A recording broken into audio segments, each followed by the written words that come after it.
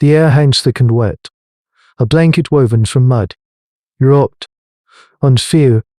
Okay, you crouches, his knuckles white around the polished river stone in his hand. Beside him, the boy Lunny fumbles with a net of woven gut, his eyes widened fixed on the placid, brown skin of the water. This is their life, a constant negotiation with the river that gives and the god that takes, for 3 sun cycles.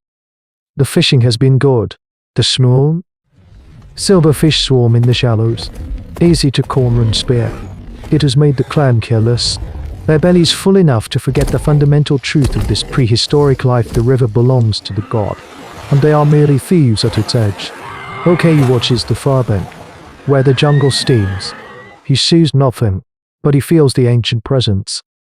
The silence here is never empty. It is a hell breath. A sudden V-shaped triple disturbs the water, far too large for any fish. It moves without haste. A deliberate line drawn by an unseen hand. Lonnie freezes, his net slipping from his grasp.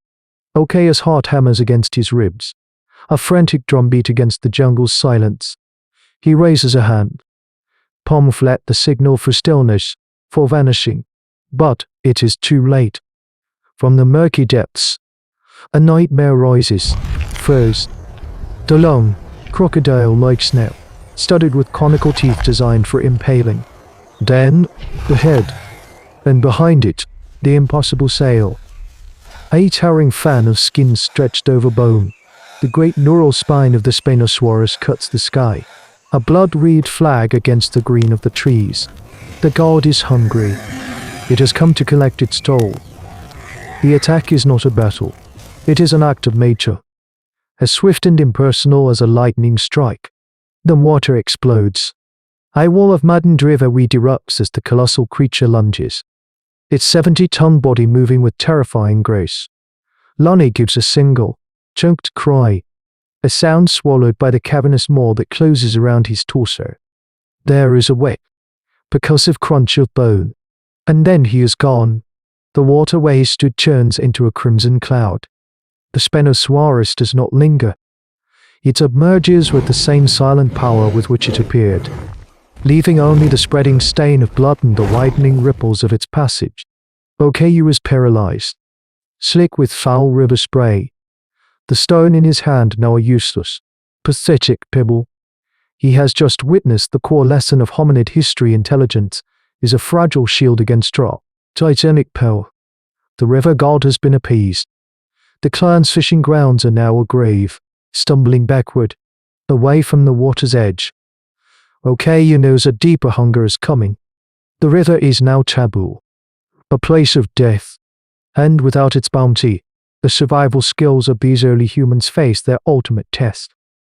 Hunger is a patient predator.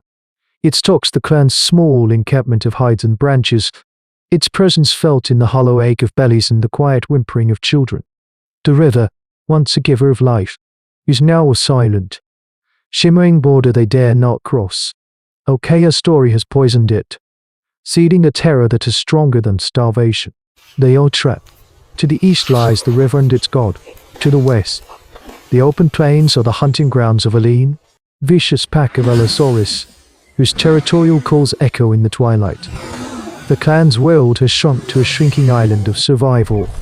In the center of the camp, under the shadow of a monolithic baobab, the elders sit. Yola, the matriarch, her face a roadmap of seasons and sorrows, draws patterns in the dust with a fossilized finger bone. Across from her, G.R.A.K., the lead hunter, stares into the fire, his jaw set. His body is a tapestry of scars, each a testament to a failed hunt or a narrow escape, a living record of their precarious place in this prehistoric world. Yola stops drawing. She looks at G.R.A.K., her eyes dark and intelligent. She does not speak of fighting the god. A Homo Habilis clan against a Spinosaurus is not a fight. It is a sacrifice. Instead, she traces two shapes in the dirt. One is a long snout and a towering sail. The other is a heavy body, a smaller sail, and a thumb spike, an Ouranosaurus. She stabs the drawing of the herbivore. then drags her finger through the dust, pushing the crude image toward the drawing of the river god. Grak understands. His gaze lifts from the fire, a flicker of comprehension and awe in his eyes. The idea is madness, a gift, not a small offering of gathered fruit or scavenged meat, but a living tribute. A thunderous apology roared in the language of flesh and bone. They will not hunt for themselves, they will hunt for the god. The plan spreads through the clan not as a command, but as a shared, desperate breath. It is a choice born of annihilation. They gather their arsenal, a grim display of osteodontocratic technology. Grak runs a whetstone along the edge of a spear tipped not with flint, but with the sharpened, splintered femur of a dry Osaur. Another hunter tightens the sinew bindings on an axe fashioned from the serrated jaw of a juvenile Allosaurus, a weapon made from one monster to be used against another. These are the tools of intelligent scavengers, of a species learning to turn the wreckage of this violent ancient earth into instruments of their will. Their foresight is their greatest weapon. For days, scouts watched the Ouranosaurus herd from the high grasses, mapping their grazing patterns, noting the dominant bull, learning the rhythm of their movements. They planned to use a narrow ravine, a natural funnel in the landscape, to panic and steer the chosen beast toward the river. It is a plan with 1,000 ways to fail, each ending in being trampled, gored, or eaten. There is no other choice. As the sun bleeds across the horizon, Grak leads a party of the 7 strongest hunters. They move as one, shadows slipping through the twilight, their primitive technology held tight. They are a fragile spark of human ancestors, daring to redirect the currents of a world that was never meant for them. The hunt is chaos, a maelstrom of dust, thundering feet, and panicked bellows that shakes the very bedrock of the plains. Grak and his hunters are no longer predators, they are herders of a storm. They use fire, waving burning branches to create a terrifying wall of light and smoke, flanking the chosen Ouranosaurus and driving it away from the safety of its herd. The beast is immense, a 10-meter mountain of muscle and reptile panic.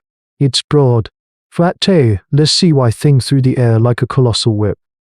It is a desperate, ugly chase, a dance on the edge of oblivion.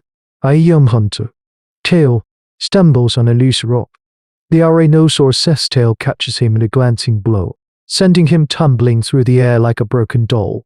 2 others risk their lives, darting in to drag his mangled body clear of the stampeding feet, an act of altruism that nearly costs them everything. Their primitive technology is useless here. This is a battle of nerve and positioning.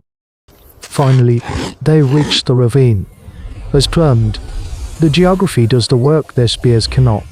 The panicked giant, hemmed in by fire and screaming hominids, has nowhere to go but forward, its momentum carrying it down the rocky slope. It crashes through the tree line at the ravine's end, stumbling into the muddy shallows of the river. And then, silence. The hunters freeze at the edge of the trees, lungs burning, bodies bruised. The Ouranosaurus stands chest deep in the water, disoriented and bleeding. The bait is set. They wait. The world holds its breath. It does not wait long. The water shifts. The great, rod-red sail slices the surface, moving with the unhurried certainty of an executioner. The Spinosaurus rises before the terrified Ouranosaurus, a god emerging to accept its tribute. There is no fight. The piscivore, a specialist in hunting fish, demonstrates the brutal opportunism that makes it an apex predator. It does not need to be a carnosaur to kill. Its head, as long as a man is tall, darts forward, the conical teeth, perfect for gripping, find their mark in the herbivore's thick neck. The Spinosaurus uses its immense weight, dragging the Ouranosaurus deeper, forcing its head beneath the surface. There is a brief, violent struggle, a threshing that churns the river into a brown froth, and then a final, sickening crunch that echoes across the water as the beast's spine is severed. The hunters watch, hidden in the shadows, their hearts hammering a rhythm of pure, primal fear. They have not conquered the god, they have fed it. As the Spinosaurus begins to feast, dragging its kill toward the far bank, Grak looks at his hunters. He sees the terror in their eyes, but also a new, grim understanding. They have discovered a terrible truth: survival in this prehistoric world is not about worship from afar. It is about actively participating in the bloody, sacred economy of fear. They have forged a covenant, paid for in another's blood, bind themselves a few more sun cycles of life in the shadow of the river god.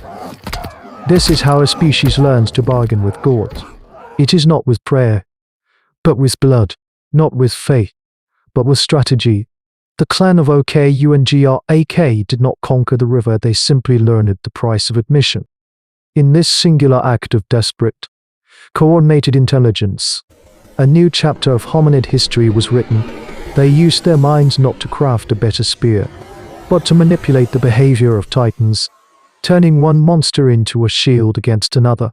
This is the brutal genesis of ritual, a terrifying, pragmatic exchange that elevates survival into a grim form of worship.